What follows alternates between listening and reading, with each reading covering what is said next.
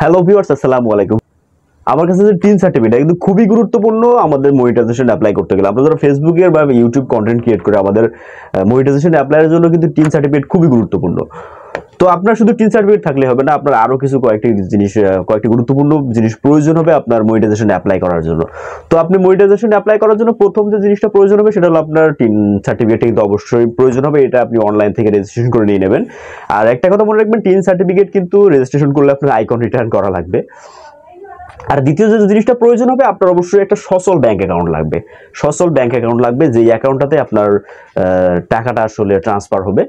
আর 3 নম্বর যে জিনিসটা প্রয়োজন হবে, আপনি যে ব্যাংক অ্যাকাউন্টটা দিচ্ছেন, যেই কোম্পানির আসলে ব্যাংক অ্যাকাউন্টটা দিচ্ছেন, সেই তাদের একটা সুইপ কোড আছে। ওই সুইপ কোডটা কিন্তু অবশ্যই লাগবে। এক একটা কোম্পানির, এক একটা ব্যাংকের, এক একটা ব্রাঞ্চের কিন্তু আলাদা আলাদা সুইপ কোড হয়ে থাকে। তো আপনি আপনার যে শাখা থেকে ব্যাংক অ্যাকাউন্ট খুলছেন, সেই শাখা থেকে আপনি আপনার সুইপ কোডটা, আপনি সেই ব্যাংকের সুইপ কোডটা কিন্তু নিয়ে নেবেন। এই কয়েকটা জিনিস কিন্তু আপনি খুবই গুরুত্বপূর্ণ। এই কয়েকটা জিনিস ছাড়া কিন্তু আপনি আপনার ফেসবুকের, ইউটিউবের কিন্তু কোনোভাবেই কিন্তু মনিটাইজেশন অ্যাপ্লাই করতে পারবেন না। কারণ মনিটাইজেশন করতে গেলে আপনার এই জিনিসগুলো কিন্তু অবশ্যই প্রয়োজন হবে।